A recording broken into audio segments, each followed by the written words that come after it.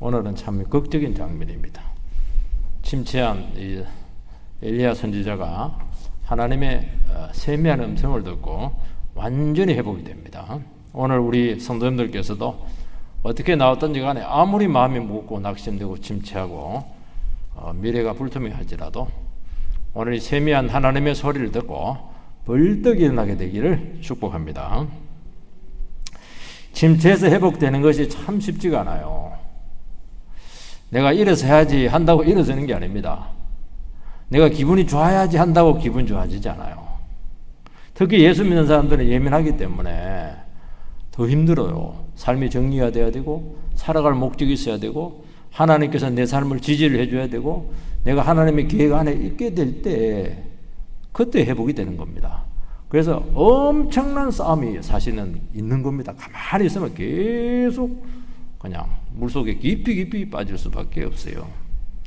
여기서 이제 제일 중요한 게 뭐냐? 내 생각과 하나님 생각과 안 맞는 거예요. 왜 안 맞습니까? 하나님이 틀렸습니까? 아닌 거예요. 내가 지금 오해를 하고 있는 것입니다. 그래서 그것이 풀려야 된다는 겁니다. 아니 나는 철석같이 믿고 검증이 된 생각인데요. 아니라는 거예요. 지금은 틀리다는 겁니다. 그래서 항상 그 회복이 될 때는 보면은 상황이 좋아져서 회복되는 게 아닙니다. 그건 또 있긴 해요. 크진 않아요. 내 생각이 이어지면서 하나님하고 생각이 딱 맞으면서 불같이 회복이 됩니다. 회복이 되는 게 아니고요. 그전보다 훨씬 능력 있고 훨씬 성숙해져 있습니다. 이러면서 신앙이 자라는 거예요. 그러면 지금까지 해왔던 그 삶의 패턴들, 사역의 패턴들, 양상들을 대전환을 시켜야 되는 것입니다. 우리에게 낙심이 오고 침체가 된다고 하는 것은 지금까지는 먹혀드렸지만은 지금 이 상황에서는 안 먹혀드는 거예요. 하나님께서는 새로운 계획 가운데 이끌어 가시기 때문에 바꿔야 되는 겁니다. 끝까지 안 바꾸면 끝까지 슬플 겁니다. 엘리야는 갈멜산 큰 승리 후에 그는 결정적인 변화를 기대했습니다. 이제 끝났다. 이제는 이스라엘은 이제는 부흥된다. 기대했는데 변화는커녕 이세벨이 그냥 길길이 날뛰면서 죽이려고 합니다. 변화도 없고 부흥은 아예 기대할 수도 없고 상황은 최악이 되었습니다. 아니 영적으로 큰 승리하고 나서 상황이 좋아져야 되지 굉장히 안 좋아지게 되었어요. 지금 엘리야는 너무 충격을 받아가지고 그냥 갈멜산에서 그냥 저 사마리아에서 저 어디입니까? 저 브엘세바 250km 걸어가요. 얼마나 화가 났든지 낙심이 되었든지 왜 갑니까? 죽으러 가는 겁니다. 죽으려면 그 위에서 죽지 저 멀리 가서 죽는 거니까 한번 고민은 해보겠다는 것이죠. 고민 혼자 해봐야 백날 해봐야 답이 안 나옵니다. 그 인생 최고의 위기에서 하나님께서 그를 결국에는 만나줘야 돼요. 만나줘서 육신적으로 먹이고 재우고 화가 풀어지도록 기다리고 그리고 나서 안 돼요. 그거 안 되고 반드시 말씀을 듣고 생각을 바꿔야 됩니다. 생각을 바꿔야 돼요. 그림을 바꿔야 돼요.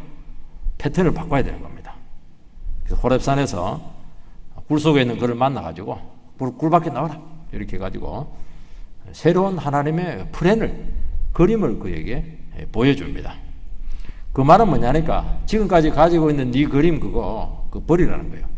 지금까지 좀 통했을지 모르겠지만은 나는 이제부터 새로운 방식으로 너를 쓸 것이기 때문에 그 패턴에 맞춰야 된다는 겁니다.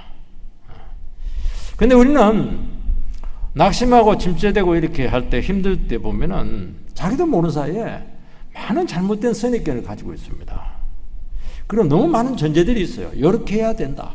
이렇게 해야 교회는 부흥한다. 여러 가지 목사들도 그런 게 많거든요. 또 내만의 방식이 있는 거예요. 사람을 다룰 때는 이렇게 해야 된다. 전부 다 자기 나름대로 전부 다 그 원리들이 다 있습니다. 그거를 이제 지금은 안 맞으니까 깨야 된다는 거예요.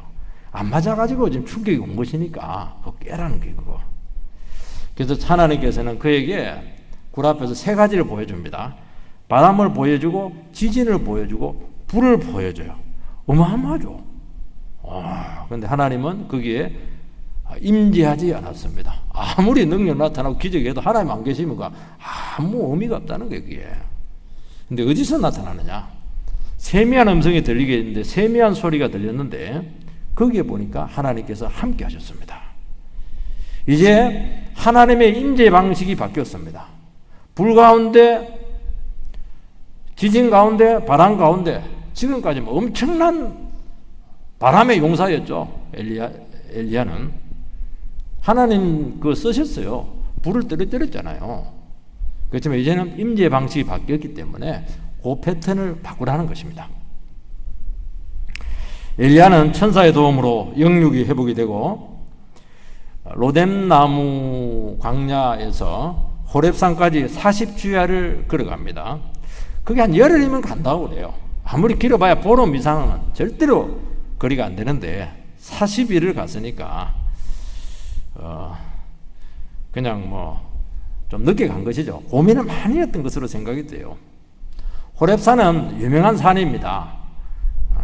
하나님께서 모세를 불렀던 곳이 호렙산이고, 여러분 시내산이 그냥 요 앞에 앞산이 아닙니다. 여기 문정산 있는 게 문정산 있는 게 아니고요. 큰 산맥입니다. 큰 산맥. 그리고 이스라엘 백성들에게 하나님께서 율법을 수여했던 그곳이 호렙산입니다. 엘리야가 왜 이곳에 찾아갔겠는가? 하나님께 가라고 했겠는가? 그런 건 없어요. 자기가 찾아갔다고 저는 생각이 됩니다. 여기서 이스라엘의 시작이 된 이곳에서 새롭게 한번 돌파구를 찾고 싶었다는 것이 분명해요. 그가 그 먼 거리를 걸어가는데 굉장히 고민을 많이 했다는 것을 알 수가 있습니다. 좀 몸은 어느 정도 추스려졌어요. 좀 힘이 왔어요. 좀 이게 화는 좀 수그러 들었습니다. 그렇지만 여전히 문제는 풀리지 않는 거예요. 제일 핵심적인 문제가 지금 닫혀져 있는 것입니다. 우리는 많은 번민과 갈등과 방황을 가지고 있습니다. 지금도 얼마나 마음이 답답하세요? 여전히 풀리지 않는 문제를 가지고 있습니다. 돈이 있으면 풀릴 텐데, 저 사람이 도와주면 좀 나을 텐데, 내가 좀 공부를 대해서는 좀 나을 텐데, 온갖 생각들이 많아요. 그래서 그 문제에 너무 그게 막 힘들어가지고 막 짓눌려 있습니다. 우리가 이런 고민과 몸부림과 갈등들이 나쁜 것이냐? 절대로 나쁜 게 아닙니다. 하나님께서 고민하게 한 겁니다. 하나님께서 아무 생각 없는 게 절대로 잘하는 게 아니에요. 그러면서 이렇게도 생각해보고 저렇게도 생각해보고 인간적으로도 생각해보고 세상적으로도 생각해보기도 하고 답이 나옵니까? 안 나옵니다. 상황이 어떻게 돌아가는가 하는 것도 한번 이렇게 주시해보고 그렇게 하는 거예요. 그거는 어쩔 수가 없어요. 우리는 피조물이기 때문이죠. 나름대로 믿음으로 정리를 해요. 예배를 드리니까 좀 정리가 돼요. 집에 가니까 또 막 이게 흐트러지는 거예요. 왜냐하면 가장 중요한 핵심적이고 가장 중요한 문제가 지금 해결이 안 됐기 때문에 그런 겁니다. 이 핵심적인 문제는 잘 드러나지 않아요. 숨겨져 있습니다. 자기도 모를 때가 많아요. 그런데 이건 너무너무 중요한 문제인데 곁가지를 건드리면 안 되고 바로 이 본가지를 건드려야 되는데 이 본가지가 지금 정리가 안 된 겁니다. 지금 이거는 내가 할 수 없는 거예요. 이것은 하나님께서 반드시 해답을 주셔야 될 하나님의 영역이라는 것입니다. 그래서 우리는 하나님께 나올 때 아무 생각 없이 나오는 게 이게 하나님 앞에 나와가지고 하소연하고 화풀이 하고 이게 좋은 게 아닙니다. 고민해보고 기도해도 안 되고 나름대로 사람들에게 전화통 갖고 막 몇 시간 이야기해도 머리만 아파요. 그래도 고리 고민하고 기도하면서 나오면 참 좋아요. 문제의식을 가지고 있잖아요. 그러면 하나님께서 어떻게 합니까? 반드시 하나님의 음성을 듣게 합니다. 그 음성이 들리기만 하면, 세미한 음성이 들리기만 하면 풀리는 겁니다. 간단해요. 돈 드는 거 아니잖아요. 이게. 왜냐하니까 하나님께서는 우리의 문제를 다 알고 있으시거든요. 왜 헤매는지 알고 있는 거예요. 문제는 말을 해도 못 알아듣는 거예요. 말대로 준비가 안 돼 있어요. 왜냐하면 자기 생각이 너무 강하니까. 그게 문제라는 거예요. 하나님께 방황하게 해요. 광야에 가서 쌀이 나올 때 죽으라고 죽든지 뭐 길 가다가 뭐 퍼지든지 뭐 그냥 욕을 하든지 뭐 해라는 거예요. 못 알아듣는 거예요. 그렇게 해서라도 좀 고민해보고 그렇게 하면은 준비가 되면은 주님께서는 때가 되면 반드시 하나님 앞에서 응답을 주실 줄 믿습니다. 9절에서 10절 말씀을 읽어보면은 엘리야가 그곳 굴에 들어가 거기서 머물더니 여호와의 말씀이 그에게 임하여 이르시되 엘리야야 내가 어찌하여 여기 있느냐. 그가 대답하되 내가 만군의 하나님 여호와께 열심히 유별하오니 이는 이스라엘 자손이 주의 언약을 버리고 주의 제단을 헐며 칼로 주의 선지자들을 죽였음이오며 오직 나만 남았거늘 그들이 내 생명을 빼앗으려 하나이다. 여기 보면 그곳 굴이 나와요. 영어에서 더자가 붙는다고 하는 것은 이것은 보편적으로 사람들이 알고 있다는 거예요. 거의 뭐 고유명사처럼 이스라엘 백성들이 잘 알고 있는 어떤 특별한 굴이죠. 하나님께서는 굴 속에 처박혀 있는 엘리야에게 굴 밖으로 나와라. 그 찾아가서 묻습니다. 낙심하고 침체한 영혼들은 절대로 먼저 주님께 나오지 않아요. 이게 특징이에요. 몸은 또 교회에 나올 수도 있게 돼요. 근데 마음은 안 나와요. 주님께서는 뭐라고 하면 엘리야야 내가 어찌하여 여기 있느냐. 그러니까 이 말씀 속에는 너는 지금 여기 있어서는 안 된다는 겁니다. 그 여기까지 왜 왔냐는 거예요. 이유가 뭐냐는 겁니다. 무슨 문제가 있냐는 거예요. 그 먼 길을 걸어서 무슨 정신으로 왔냐. 뭐 그렇게 심각한 문제가 있는가. 지금 그 얘기를 하고 있는 것입니다. 제지엄 아담에게 아담아 내가 어디에 있느냐. 이거는 너의 그 영적인 위치가 어디에 있느냐는 겁니다. 존귀한 하나님의 아들의 그 위치에서 지금 완전히 죄인의 위치로 추락하지 않았겠습니까? 자기를 돌아보라는 그것이죠. 하간이 막 임신을 해가지고 막 그냥 마님 뭐 살아 대들다가 막 쫓겨나가지고 막 광야에서 죽어갈 때 천사가 나타나가지고 하가라 네가 지금 어디서 와서 어디로 가느냐. 하나님께 찾아가가지고 묻는 거예요. 하나님께 물어줘야 되는 겁니다. 참 그게 너무 놀라워요. 우리는 못되고 이러면 안 묻거든요. 부모도 뭐 자식에게 묻기 힘들어요. 왜냐니까 준비가 안 돼 있어가지고. 너 홧김에 왜 가출한 거야? 이거는 주인의 마음을 아프게 하는 것이고 가정의 질서를 흐트린 거야. 빨리 돌아가라는 거예요. 그럼 내가 복을 주겠다는 겁니다. 그래서 돌아가요.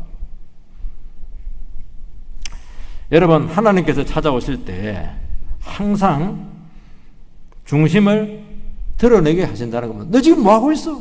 너 왜 여기 와 있어? 너 지금 어디에 숨어 있는 거야? 이 하나님의 질문을 보면은 좀 모호해요. 그리고 여러 가지로도 해석이 될 수가 있고 또 뻔한 질문처럼 보입니다. 아담아 너 어디 있냐? 하나님 다 알고 있는데 그냥 묻는 거예요. 여러 가지 의미로 생각할 수도 있거든요. 물리적인 위치일 수도 있고 심리적인 위치도 영적인 위치도 될 수가 있는 거예요. 이게 질문보다 훨씬 더 중요한 게 뭐냐? 질문 내용보다 훨씬 더 중요한 게 하나님께서 물어왔다는 거예요. 하나님께 물어왔다고 하는 것은 관심이 굉장히 많다는 거예요. 그리고 내 앞에서 중심을 드러내라는 겁니다. 솔직하게. 답답하지? 드러내라는 거예요. 우리가 참 답답하면 교회를 잘 안 나오는데요. 여기서 실패를 하는 겁니다. 여러분 성경 공부를 한다고 생각을 해보시기 바랍니다. 내가 답답한 문제를 가지고 있어요. 어떤 본문, 어떤 질문을 해도 상관이 없어요. 답은 뭡니까? 내 답답한 문제를 막 쏟아넣고 되어 있는 거예요. 왜냐하면 이게 안 풀리면은 뭐 아무것도 안 되거든요. 그렇게 하라는 거예요. 마음에 담아놓지 말고 그냥 터뜨리라는 겁니다. 왜 터뜨리라고 말씀하고 있습니까? 인간이 해결해 주지는 못해요. 그냥 하나님 말씀 앞에 나와서 터뜨리면은 해결된다는 거예요. 우리가 어떤 사람에게는 막 대답을 못 하잖아요. 왜냐하면 그 사람은 해결해 줄 능력이 없다는 걸 알기 때문이에요. 진짜 내 문제를 해결해 줄 수 있는 그런 분이 있으면은 당연히 있는 그대로 얘기를 다 하지 않겠습니까? 그런 믿음을 우리에게 주신다는 것입니다. 하나님께서는 절대로 외면하거나 해결할 수 없다고 말하지 않습니다. 성경 보세요. 그런 이유가 없어요. 안 나와서 안 들어서 문제겠지. 진짜 하나님 앞에 갈급한 마음으로 나오면은 반드시 들어주고 해결점을 주겠다. 그러니까 우리 비싼 밥 먹고 이 자리에 나오지 않았겠습니까? 어떤 분들은 뭐 어려움이 있으세요? 한 주간 뭐 힘들었죠. 이런 뭐 괜찮다고. 경상사는 괜찮다 이렇게 하는데 뭐가 괜찮아요? 지금 골만 터져가지고 힘들어 죽는데 왜 그게 괜찮아요? 힘들어 죽겠다고 지금 막 밥맛도 없고 지금 막 살도 3kg나 빠져버리고 힘들다고 지금 기다렸다 안 되지 막 썩낸 듯이 막 쏟아내야 되지 않겠습니까? 이게 이제 하나님 앞에서는 가능해요. 그러면 결정적인 응답을 주시고 해결책을 주시고 쏟아내면 이상하게 바로 답이 안 올 수가 있어요. 근데 문제는 그대로 있을 수도 있는데 이상하게 하나님 앞에서 쏟아내면 마음이 시원해져. 여유가 생겨. 그게 응답이에요. 응답. 엘리야는 진심을 말합니다. 뭐라고 얘기하냐니까 진짜 솔직하게 이야기했어요. 하나님, 내보다 열심히 주를 위해서 싸운 사람이 있으면 나와보라고 해보십시오. 나는 열심히 특심합니다. 영웅주의죠. 영웅주의. 그리고 정말 주를 위해서 싸웠는데 역사가 얼마나 크게 나타났습니까? 그런데 이스라엘 백성들은 변하지 않았습니다. 언약을 버리고 제단도 헐고 선지자도 죽이고 이제 다 죽고 내 혼자 남았다고. 얼마나 슬퍼요. 그래서 나는 살라고 지금 도망쳤습니다. 한다는 거예요. 엘리야의 고백을 바라보면 그 사실입니까 이게? 사실도 있고 틀린 것도 있어요. 진실도 있고 잘못 알고 있는 것도 있습니다. 혼자 남았다 그렇게 했는데 뭐가 혼자 남아요? 의인 7,000명이 지금 숨어 있는데 백성들이 죽이려 한다 이렇게 했는데 백성들이 가면 못 죽입니다. 이세벨이 죽이려 한 거예요. 백성 전체가 자기를 죽이려 한다는 겁니다. 잘못 알고 있는 거예요. 열심히 특별한 사람들이 이런 사람들이 이런 오류에 자꾸 빠져요. 너무 영적인 위기를 심각하게 받아들이기 때문에 굉장히 과장된 표현을 많이 합니다. 그냥 한 사람이 열을 놨는데 저 집안 다 죽었다고 그렇게 하는 거예요. 다 죽긴 뭐가 다 죽어. 한 사람 지금 코로나 걸려가지고 비실거리고 있는 건데요. 정확한 말은 아니지만은 문제를 심각하게 느낀다는 것입니다. 감정이 고조되어 있고 과장이 심하고 언어가 과격하기도 해요. 그리고 말이 안 돼요. 비논리적일 때가 참 많아요. 사실도 있고 아닌 것도 있는 거예요. 이때 우리는 잘 상대를 해줘야 됩니다. 엘리야 너 정말 그래라도 내가 네 잘난 체 많이 하더만 정말 잘난 체 하는 꼴을 내가 못 봐주겠다. 너 이게 교만한 거야. 그렇게 보면 큰일 나는 겁니다. 상태가 안 좋거나 하는 것으로 영적으로 받아들이고 절대로 맞상대를 하면 안 돼요. 맞상대하면 반드시 싸움입니다. 나중에 하나님께 잘못된 부분을 교정을 시켜줘요. 내 밖에 안 남았다고. 엘리야 내 밖에 안 남았어? 7,000명 남았잖아. 백성들이 너를 죽이려고 한다고. 어떻게 너를 죽여? 내가 있는데. 이세벨이 지금 소리치고 있는 거야. 그것도 협박용이야. 실제로 못 죽여. 그러니까 나중에 시간 지나면 굉장히 부끄러워져요. 자기가 한 말 때문에. 그리고 하나님께 모든 것을 다 하시면서도 받아주시고 져주시고 기다려주시고 그런 주님의 은혜 앞에 녹아버리죠. 그러면서 스스로를 낮추게 되고 하나님을 붙잡게 되는 겁니다. 말로 되겠습니까 이게? 하나님도 참 한 영혼 붙들어주는 게 힘들어요. 대가를 많이 지불하는 겁니다. 이게 기독교고 이게 신앙입니다. 엘리야의 고민은 대단히 성경적입니다. 그는 말씀드렸고 정말 기도의 사람이었고 능력이 나타났어요. 근데 문제는 결과가 그냥 내 뜻대로 안 되고 더 어려워졌습니다. 이게 우리의 고민이에요. 나는 말씀대로 살았고 믿음대로 했고 주님을 위해서 누구보다도 열심을 했고 주야로 기도했고 헌신했고 희생했습니다. 근데 왜 사정은 이렇게 나빠졌죠? 결과는 왜 이렇게 점점 안 좋아지죠? 이거는 신앙의 위기가 온 것이죠. 이 능력의 종이 이 문제를 가지고 그냥 쭈그리고 그래요. 자꾸 사표를 쓴다고 그래요. 선지자 사표, 사직서 쓴다고 그래요. 이것은 그의 인생과 사역 전체에 굉장히 중요한 사활이 걸린 문제예요. 이게는. 여러분, 이런 고민과 의문을 던지는 영혼은 진짜 하나님을 사랑하고 정말 믿음으로 살려고 하고 하나님 나라를 정말 걱정하기 때문에 이런 반응이 나오는 거예요. 이게 좋은 거예요, 이게 사실은. 여러분, 아무 생각이 없는 사람들은요, 내만 잘 먹고 잘 살는 사람들은 절대로 이런 말 안 해요. 그냥 좋은 게 좋습니다. 쉽게 넘어갑시다. 이렇게 하지. 하나님 앞에 막 대들고 막 씩씩거리면서 막 그냥 굴 속에 쳐들어가고 말이지. 죽겠다고 소리 지르고 말이지. 왜 그래요, 그거? 열정이 있어, 열정. 하나님 나라에 열정이 있어서 그런 거, 이게. 좋은 거, 이거. 하나님 나라에서 위대한 출발은요, 항상 이런 고민과 절규에서부터 시작이 되는 겁니다. 하나님 교회가 이렇게 많은데, 거기에 힘을 못 내요. 왜 이렇게 세속화되어 있고 부패되어 있어요? 갈 교회가 없습니다, 하나님. 막, 얼마나 좀 답답했으면 그런 소리를 지르겠어요.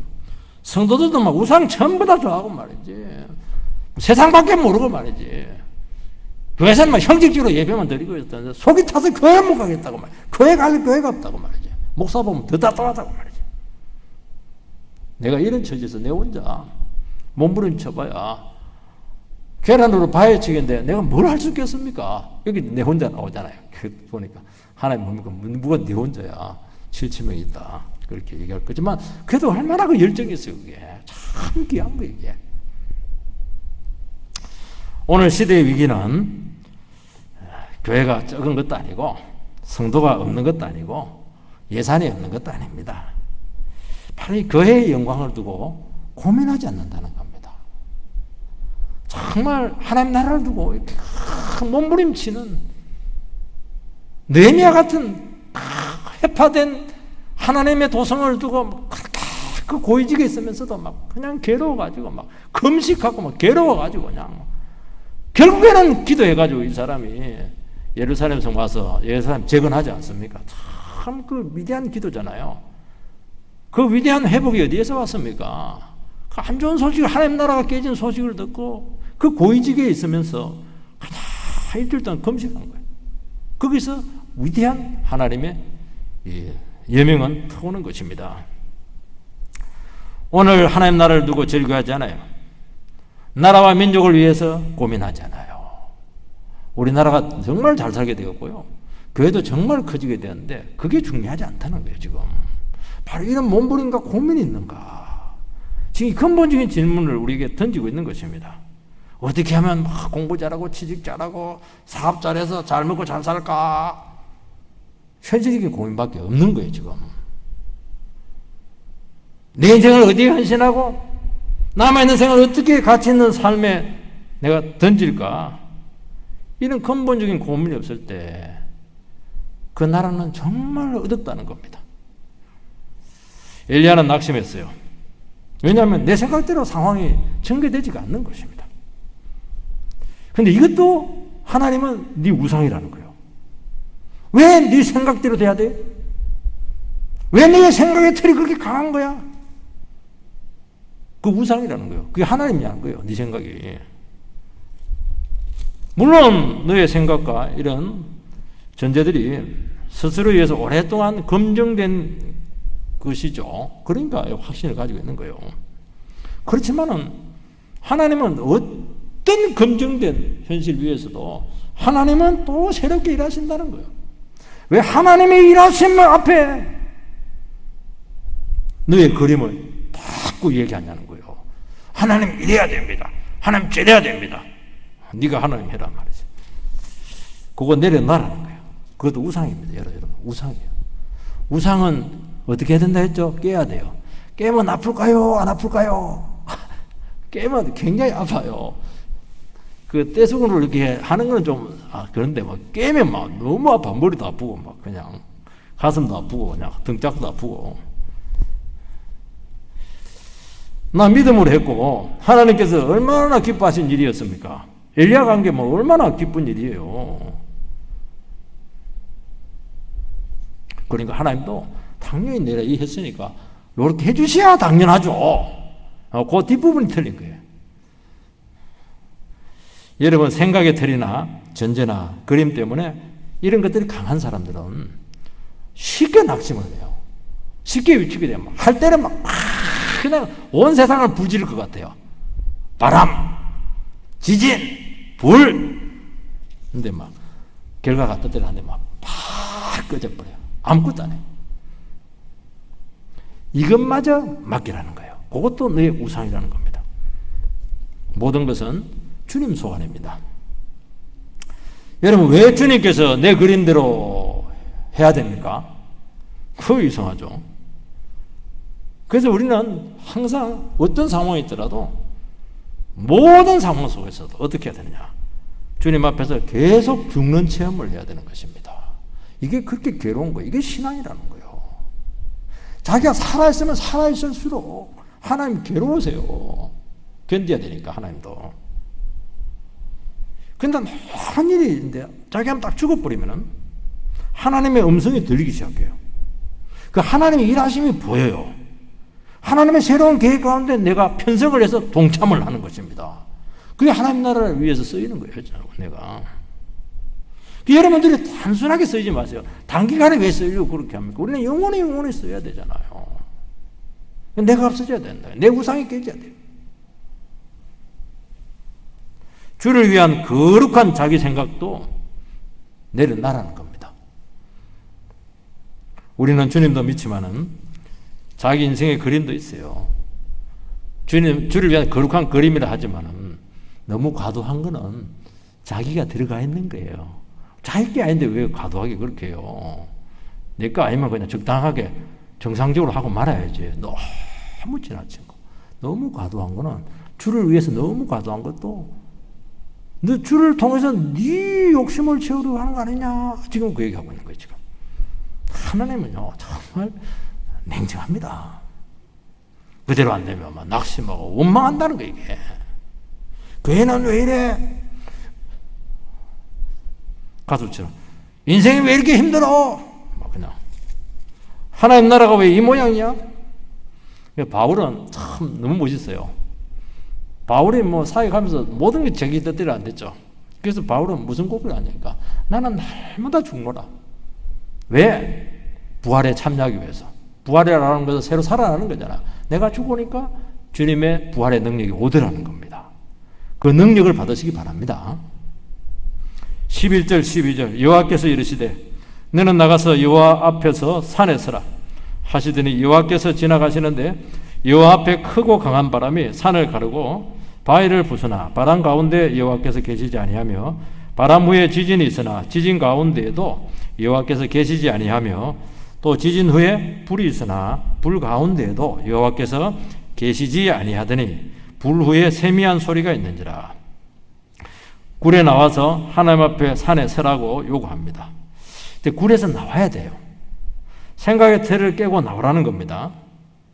왜냐하면 굴 속에 컴컴한데 그 침투되어 있으면 굉장히 자꾸 그 부정적인 생각이 하게 됩니다. 부정적인 생각을 하게 되면 염려와 불안이 찾아와요. 믿음은 뭐냐? 부정적인 생각이 들고 자꾸 불안이 찾아오고 이렇게 할 때 자기 생각대로 되지 않는다! 이걸 선포를 해야 돼요. 그리고 나의 예측대로 되고 결과가 나타나지 않는다! 이걸 선포하기만 해도 끊어집니다. 잘 끊어야 돼요. 예수 믿는 사람들은 생각이 갈 때까지 가시는 분들이 있는데 그거는 굉장히 불순종하는 겁니다. 내 생각을 내려놓고 그때부터 그러면 어떻게 되냐? 하나님과 대화가 시작이 돼요. 그러면 대화를 하면서 내 생각이 조금씩 수정이 되는 겁니다. 여러분, 자기 생각에 빠지면 문제가 뭐냐니까. 하나님의 음성을 들을 수가 없어요. 하나님은 막 전 우주를 통해서 나에게 말하기를 원하는데 아무것도 못 들어요. 자기 생각에 이게 빠져가지고. 그래서 하나님 앞에 서라. 그러면 굴 속에서 느낄 수 없는 위대한 하나님을 만나게 될 것이다 하는 것입니다. 우리는 다 고민의 방을 가지고 있는데 그 고민의 방을 떨치고 예배 자리로 나오라는 겁니다. 하나님 앞에 서라. 그러면 문제가 해결되고 내 음성을 들려주겠다는 것입니다. 하나님께 이제 지나갑니다. 큰 바람이 산을 가르고 바위를 부숩니다. 와, 엄청나죠? 바람이 지나면 막 어마어마한 일이 생겨요. 태풍. 바위가 그냥 막 터져버렸어요. 하나님이 안 계셨습니다. 지진이 막 일어났어요. 지축이 흔들리고 막 땅이 막 산이 막 움직이고 갈라졌어요. 와, 어마어마한 임재죠. 근데 하나님이 안 계셨습니다. 그 다음에 불이 막 온 산을 뒤덮었어요. 하나님 안 계셨습니다. 그 다음에 네 번째, 세미한 소리가 들렸는데 갑자기 엘리야가 13절에 겉옷으로 얼굴을 가립니다. 겉옷으로 얼굴을 가렸다고 하는 것은 죄인이 영광의 하나님을 경험했을 때 태하는 시도예요. 하나님의 영광을 본 겁니다. 여기서 하나님께서는 바람에도 지진에도 불을 통해서도 큰 기적을 이루십니다. 얼마나 위대해요. 여러분 바람 무시하지 마시기 바랍니다. 불 엄청나죠. 지진 막 엄청나죠. 그건 누가 일으켰습니까? 그것도 하나님이 일으키신 거예요. 근데 문제는 뭐냐니까 그것으로 사람이 안 변해요. 그것으로 부흥이 안 와요. 진정한 계획이 안 되는 겁니다. 지금까지 엘리야의 사역은 바람이죠. 지진이죠. 하늘에 불이 떨어져 버렸죠. 이게 이제 엘리야가 가지고 있는 사역의 그림입니다. 그런데 엘리야가 충격받았던 것은 이걸로 안 바뀌더라는 거예요. 변하지 않더라는 거예요. 세상에 이것으로 안 바뀌면 뭘로 변해요? 여러분 인간의 마음이 얼마나 단단한지 안 돼요. 불로 찢어도 안 돼요. 지진으로 막 때려도 안 돼요. 여러분 인간의 문제와 부흥은 생각처럼 간단하지 않습니다. 하나님의 임재로만 가능하다는 것입니다. 이걸 빨리 깨우치셔야 될 줄 믿습니다. 하나님께서는 세미한 소리 가운데 임재했습니다. 이 세미한 소리라는데 이게 원어로 뜻이 뭐냐니까 잠자고 있는 바람의 소리입니다. 막 태풍은 막 달려가는데 이거는 뭐 그냥 바람이 잠을 자고 있어요. 바람이 있으니까 뭐 바람이 있긴 해요. 잠을 자고 있어요. 소리인데 거의 침묵에 가깝습니다. 침묵이지만 소리예요. 그러니까 이 소리를 듣기 위해서는 극도의 고요 속에서만 들을 수가 있습니다. 시끄러운 데는 안 돼요. 외치는 소리는 민중을 향해서 외치는 것입니다. 근데 새로운 소리는 자기와의 대화예요. 고요 속에서 들리는 분명한 음성입니다. 조용한 데서 있으면 물방울 하나 턱 떨어지는 그 소리가 들려요. 굉장히 크게 들리는 겁니다. 이것은 우리를 가르치고 깨우치는 인격적인 주님의 음성인 것입니다. 이게 뭐냐니까 하나님의 메시지의 특징이에요. 메시지가 분명하면 시끄럽고 통되지 않고 논리적으로 말도 되지도 않고 그런 상황에서도요. 그 소리 들립니까 안 들립니까? 천둥처럼 들려요. 천둥처럼. 이야, 목소리 크다고 들리는 게 아니에요. 목소리 너무 크면 피곤해져요. 소리 듣는 거 이거. 영혼을 깨우는 천둥 같은 소리를 들을 수 있는 거예요. 이것이 인생을 변화시키고 영혼을 살리고 치료를 한다는 것입니다. 성령님께서 우리 인격 속에 들려주는 음성이고 이 음성이 깊은 부분을 터치하고 만지고 회복시키는 것입니다. 이 소리 들으면 절망과 낙심과 탈진 중에서 벌떡 일어난다는 거예요. 이것이 하나님께서 우리에게 주신 처방인 줄 믿으시기 바랍니다. 탈진했어요. 고민이 많아요. 너무너무 오랫동안 고통 가운데 신음했습니다. 너무 절박한 처지에서 어떻게 해야 될지 몰라. 모든 거 다 내려놔야 될 순간이 왔어요. 여기서 끝내야 되나? 내 인생은 여기까지인가? 사표 써야 되나? 힘들어요. 접어야 되나? 그런데 뭐 주님 음성이 없으면, 말씀이 없으니까 뭐 갈 수밖에 없어요. 우리는 또 도망갈 데도 없어요. 그러니까 얼마나 힘들겠어요. 얼마나 몸부림이 힘들겠어요. 그 지점까지 갔다는 것 자체가 그렇게 고통스럽다는 거예요. 그게. 그런데 이상하게 어느 순간 주님께 나가면 영혼이 고요해지면서 맑아지면서 생생한 음성이 들리기 시작한다는 것입니다.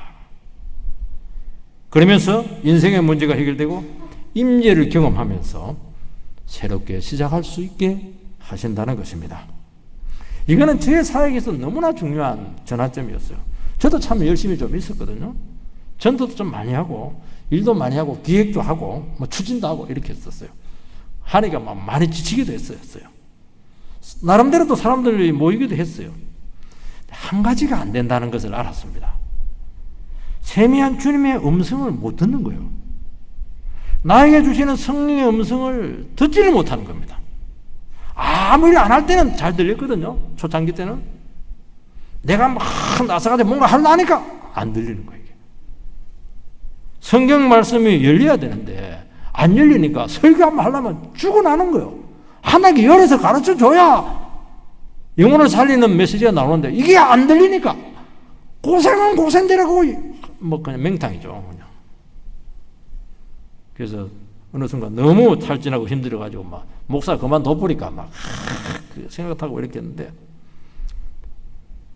하나님께서 말씀하셔서 너 목회 방식을 내려놔라. 그 방식을 내려놔라. 말씀만 붙들고 살아계신 하나님의 음성을 들어라. 이게 답이었어요. 그럼 부흥도 줄 것이고 변화도 줄 것이고 사람도 보내줄 것이고 그렇게 했었어요. 요거 데리고 가면 싹 다 버려야 돼요. 내 아이디어, 내 기획력, 카리스마, 뭐 프로그램 다 버려야 돼요. 그게 뭐가 중요해요? 음성 들려야죠. 이것저것 다 하려고 하면은 너 평정심조차도 잃게 될 것이고 영혼의 소리를 못 듣는다는 거예요. 속삭이고 조용한 소리는 나에게 하시는 주님의 인격적인 음성이에요. 우리는 지금 이 모습을 놓치고 있다는 거예요. 얼마나 아픈지, 얼마나 위대한 이벤트들이 많아요. 세상을 들었다 놨다 할 것 같아요. 대단합니다. 불이 떨어지고 있어요. 바람이 불어요. 지진이 나가지고 쪼개고 있어요, 지금. 대단하죠? 당장 결과가 나타나요. 눈에 보는 결과. 근데 문제는 가만히 눈 씻고 보니까 주님이 안 계셔. 맹탕이에요, 맹탕. 주님이 안 계셔. 하나님 크게 일한 것 같은데 안 계셔. 실제적인 중요한 변화는 하나도 없다는 거예요. 알맹이가 없다는 거예요. 너무너무 지친다는 게 이게. 왜 지친 짓을 하냐? 돈은 돈대로 들고 말이지.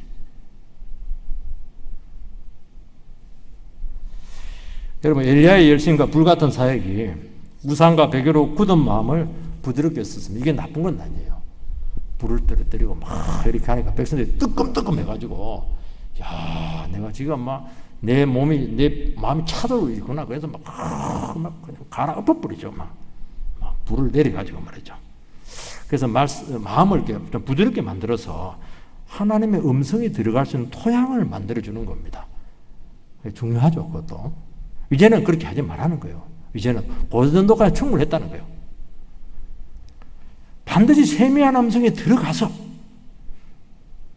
변화시키지 못하면 다시 원래 상태로 돌아가는데 그러면 더 마음이 단단해지게 된다는 겁니다. 바꾸라는 거예요. 사역의 방법을 확 바꾸라는 거예요. 여러분, 엄마가 갓난 아이를 양육할 때 절대로 큰 소리 내지 않아요. 야, 이 싸가지 없는 것아! 그렇게 애 죽어버려요. 어떻게 합니까? 눈을 탁 보면서 속닥여서 사랑한다, 아기야, 이렇게 하는데 아이 영혼 깊숙이 들어가요. 애가 무슨 그만 알아듣겠어요. 그래도 알아들어. 얼마나 행복해하는지 몰라요. 그 사랑이 그 아이를 살리잖아요. 여러분, 대단한 기적이 아닙니다. 대단한 열정이 아니에요. 주님의 음성이 지속적으로 나에게 들리고 있느냐 하는 것입니다. 주님의 음성이 들린다고 하는 것은 내가 주님의 그림 안에 지금 내가 포함되어 있다는 겁니다. 주님 쓰는 계획 안에 있어야지. 자기가 혼자 막 바깥에서 해봐야 시라소니처럼 혼자서 그거 고생 말고 하나님 아무 상관없어요. 그때 기적으로 우리 삶에 함께 할 줄 믿습니다. 이러면서 기적이 나타나는 거예요. 진짜 기적이 나타나는 거예요. 이 소리가 들리기만 하면은 다른 많은 것이 필요치가 않아요. 이 소리를 못 들으니까 너무 많은 것들이 필요한 거예요. 사람도 많이 필요하고 돈도 많이 필요하고 말이에요. 저는 돈이 불필요하다는 게 아니에요. 정말 중요한 거예요. 그렇지만 주님과 음성 없는 이건 필요 없는 거예요. 이거는 대단한 일 일어나지 않아도 돼요. 산이 안 쪼개져도 돼요. 세미한 음성의 가치를 알기만 한다면 시작된 거예요. 반드시 역사가 나타날 줄 믿습니다. 그런 은혜 가운데 서게 되기를 주의 이름으로 축원드립니다.